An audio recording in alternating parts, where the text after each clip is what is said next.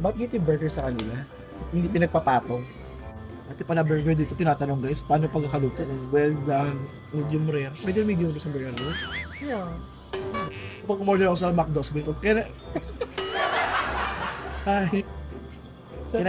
I big Mac medium? O diba, tingnan nyo ang kalsada sa Amerika. Nagpa-scam tayo dati sa commercial. Walang ganyan sa States. Ano to? Hey, it's alright now. Listen, it's such a beautiful sound. Hey, it's alright now, but I don't know if I can take another go round.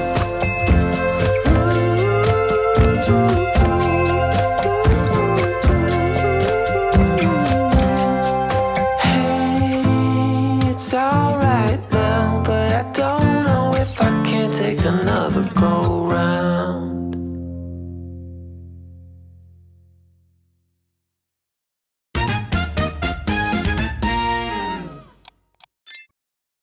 Good morning, be! It's si Francis Candy and welcome back to my channel. So, andito tayo ngayon, be, sa Fort Walton, dito, be, sa Florida, USA. Hindi Florida, Pampanga, be, ha? Florida, USA tayo ngayon. And ang ganda ng weather dito. After few days ng cloudy, ayan, maganda na yung weather. Actually, sa few days, nagkasakit ako, be. Kung napansin nyo, medyo hindi pa rin maganda yung boses ko. Medyo, masama pa rin yung loob ko, char. Medyo masama pa rin yung the way I speak, pero okay na yung pakiramdam ko, better than I was before. So, nag-take na ako ng COVID test and negative naman. And so, ang problema ko talaga is yung sore throat ko. Makati kasi siya dahil kumain ako ng maraming chocolate noong nakarang araw. Tapos, kinamot ko talaga yung lalamunan ko. Literal. As in, pinasok ko daliri ko, kinaukaw ko yung lalamunan ko. Anyway, dito tayo ngayon sa bahay ng friend ko na si Sheila. Dito tayo ngayon sa may Fort Walton. Ang ganda-ganda ng kanilang bahay. Ang ganda-ganda ng view. Sa kanilang, imagine, para kaming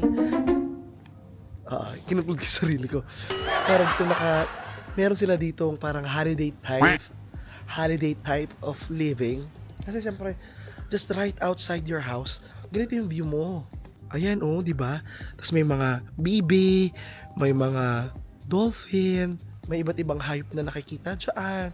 Although, dito ba sa Florida, ito yung kinakatakot ko kasi kinakatakot tsaka somewhat interested to experience and see yung marami sa itong mga reptiles, mga buaya, mga chameleon, mga lizard, ganyan. Anyway, for today's video, be, mula dito be sa Fort Walton, babiyahe tayo papuntang New Orleans. So, New Orleans, narinig ko lang yun sa kanta ni Beyonce. Parang, oo.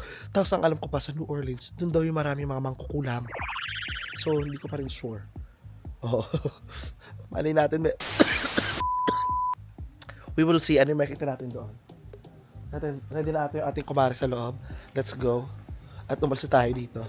Para, actually, in fairness pala, maganda yung weather ngayon. Pero dahil hindi nga sobrang ganda na pakiramdam ko na naka-jacket ako. Oo, tinilok.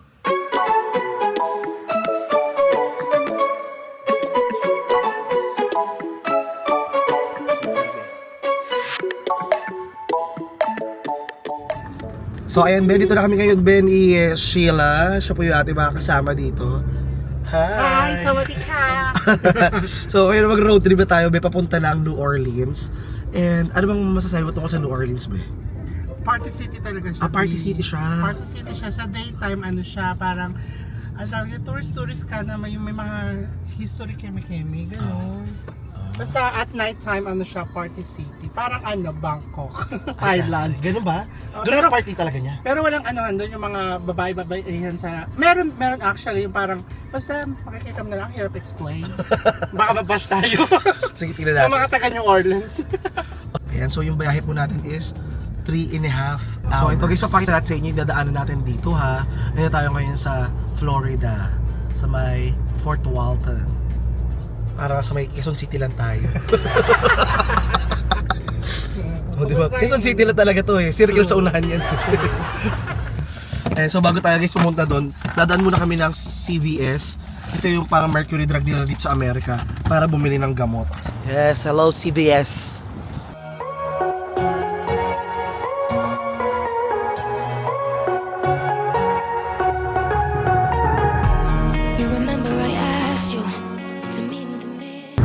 Aalis na kami kayo sa Florida. Dito tayo ngayon sa Alabama. We're already here around Mobile, Alabama. Meron pa tayong 2 hours. 2 hours more! You think I'm going crazy, but I'm not missing you.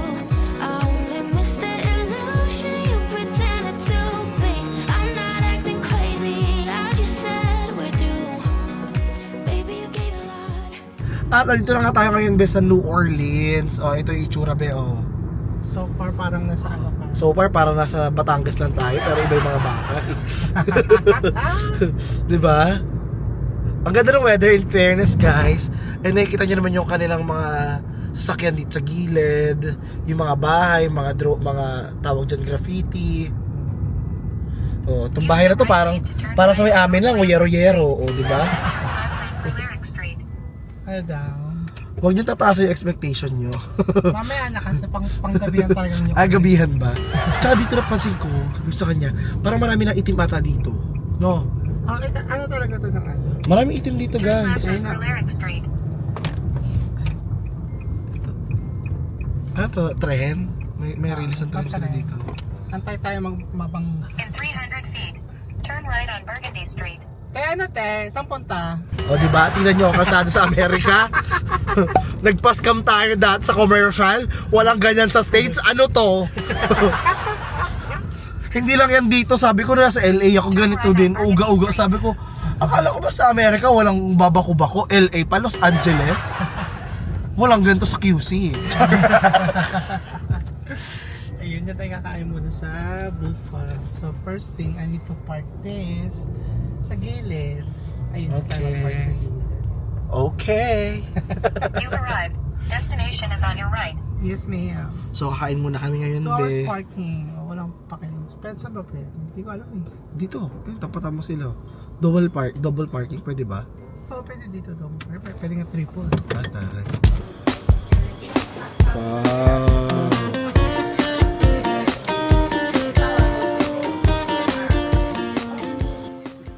Ba't dito yung burger sa kanila?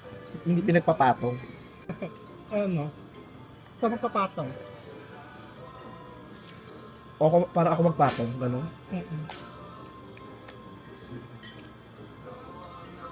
Malamig yung fries, no?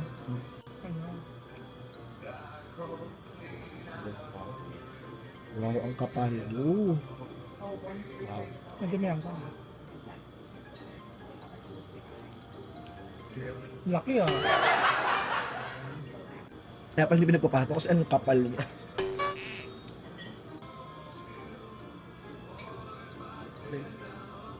Ang hirap.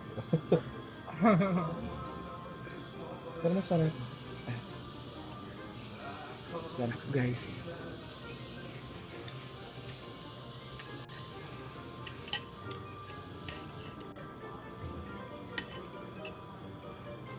Ate pala burger dito, tinatanong guys, paano pagkakaluto? Well done, medium rare. Medium rare sa burger, no? Yeah.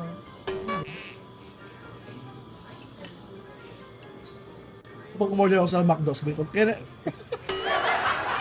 Hi. Can I have Big Mac medium? Sa McDo naman kasi cook na. Cook na Pre-cook na dahil. Big Mac medium rare. Wait ko kasi kaya kang kalat ng side. Bakit? Para di masyado marami sa tinapay. You wanna try this? Mahiba. Okay. Parang saan naman yan, pero ano lang, happy mo. Ano walang laman ba eh? Ano lang? Kaya, Magkait bang tinapay lang? parang grabe ka na. Hagot na. Nakataas yung taas. Ang laki-laki ah. Sa bahay yan. Ano ba? Kain na. Cheers. Inataas. Ha? Biglang late yung bunga nga. Ayaw, kulang sa angat.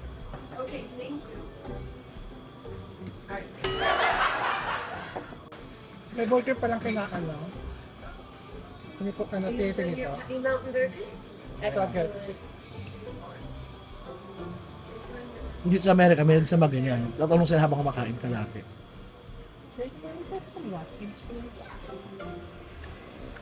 Thank you. Damo, tikis na lang. Hindi ba sinabrahan, no? Bilang daw kasi, be. Pag nakababa daw yung legs, yan naman niya.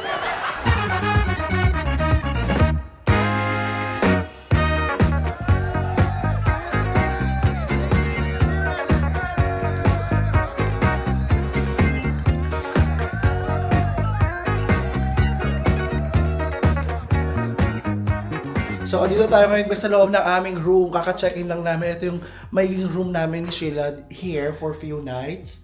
So, ito yung aming bed. Ito ang mirror. At napagkamalan ako taga San Francisco. Sabi nung kasabay lang sa elevator, "Are you from San Francisco?" No, my name is just Francis. Taray. May TV.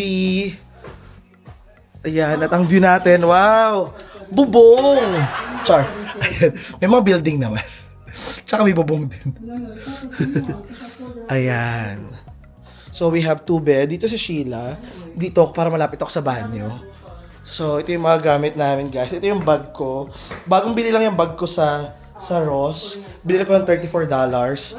Tapos, ito yung lutuan.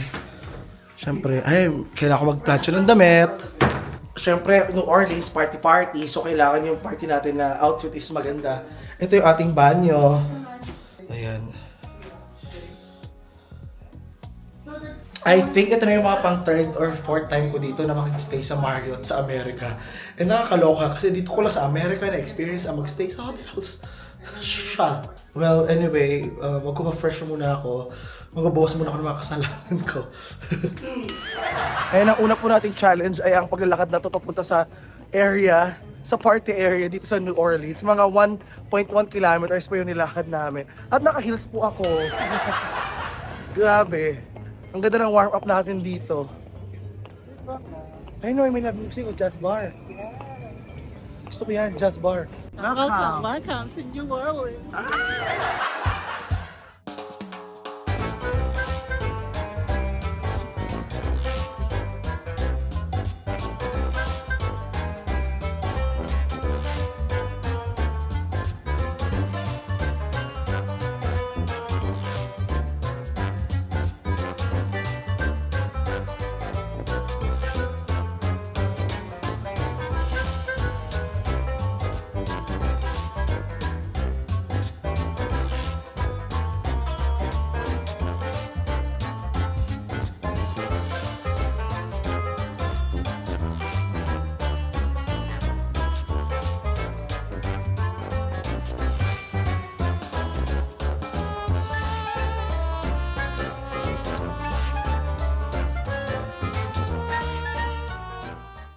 Ang galing guys, para siyang Khao-San Road ng Thailand.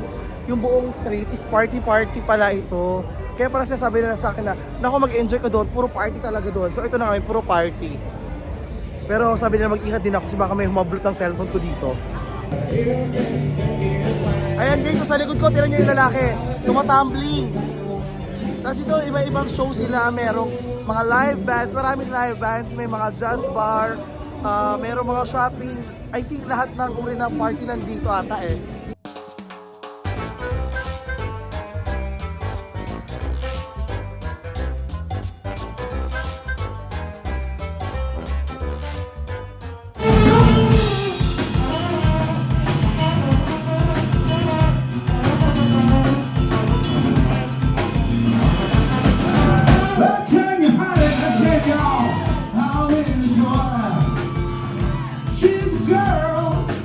Say, I'm really going down. Hey, people come by, they will stop and say, "Oh my, go through me, go, go, Johnny, go." There doesn't need to be anyone around. I think we're alone now. The beating of the heart is the only sound. It's not the weekend. Holding on to one another again. Trying to get up. Them boys are coming. You like it? Yeah. Thank you. but I got. Some people got it and make it pay. Some people can't even give it away. I'm a blonde little girl in a fantasy world. Dress me up, I'm your darling. Ayan guys, umorder kami ng jambalaya. And nag-take out po kami ng chicken mula sa kinain namin kanina. Ganito pala yung lasa ng jambalaya, parang lasang bagoong. Kaya parang binagoongan na kanin. Ayun o. Meron siyang mga chicken. Hindi ko alam anong tinimpla dito. Bakit lasang parang bagoong? Daga ba?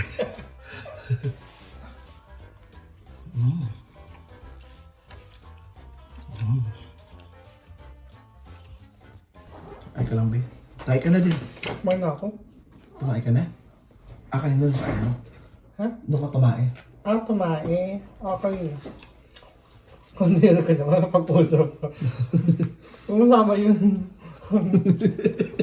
Sabay ka ba tumae? Sabay ka ba tumae, Sheila? Talaga ba? Ano ba chicken para may ulam ka? Wait lang. Meron naman sa ulam dito actually. Talaga siya. Kumain ka na ito? So, okay na kinain mo? Ay, kinain mo yung fries? Hindi ko lang kung may sakit lang ako. Pero pakiramdam ko, dito nung maaalat ang timpla ng pagkain. Pag-ina kayo naman, di ka naalatan sa burger. Hindi ka pa salt eh. Matabang yung sa akin. O, tignan mo. Hindi lahat. Huwag kang pala dito. Hindi pala lahat.